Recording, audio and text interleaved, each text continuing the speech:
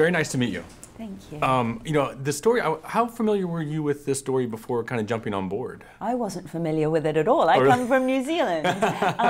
But I imagine a lot of people aren't familiar with this story. You know, when you're reading the script, when it was finally got in your hands, like what was it that just, it sparked in your mind, like I want to be on this?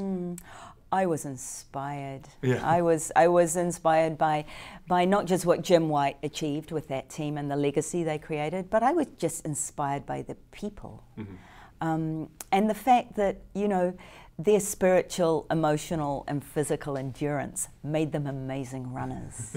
It's set in 1987. Yes. But like your film, it's more timeless in a sense. There's not a lot of like, you know, wacky kind of 80s clothes or like, you know, a soundtrack like that. Was that intentional or did you want to? Yeah, it was. You know, I think a lot of times when people make films about the 80s, they tend to go a bit wide with the shoulder pads, you know, but a lot of Tears for Fears. Yeah, but you know, in a community like this, Central Valley, they were, and they'll tell you now, they're behind Los Angeles. You know, it might have been 1987 in LA, but as far as fashion was concerned, it was probably still 1979 in the Central Valley. So that's it's just a subtle thing, but it's an important thing because we're always very, very specific and authentic to what life was like then. Sure. I love that you used, you know, actors from McFarland.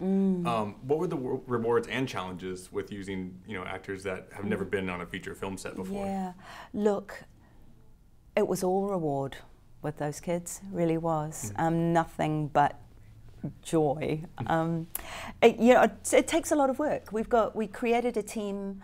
Roughly half of them had acting experience but couldn't run. The other half, they could run but didn't have any acting experience, and one of them did neither, which is Ramiro, played Danny Diaz.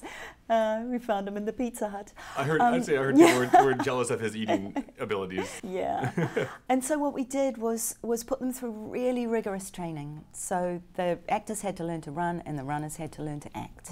And they all lived together, they trained together, they ate together, they lived in the same house, and they became a team. And I believe they'll be a team in some fashion for the rest of their lives. Can you speak on how kind of Kevin Costner got attached to the role, kind of what you saw in him that you wanted him to bring to the film? Yeah, nobody has a better pedigree for this kind of movie than Kevin. Sure, so right.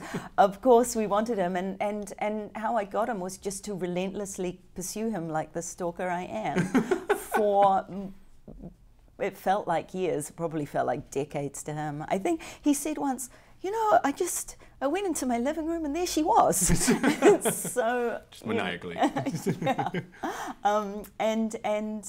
You know, the persistence paid off. He's so magnificent in this movie, and it was such a privilege for me to get to work with him. Sure. Yeah, I'm super thrilled that he's playing Jim White. Thank you so much. It was a great film. Appreciate it. Thank you so much. Thanks. Nice to meet you.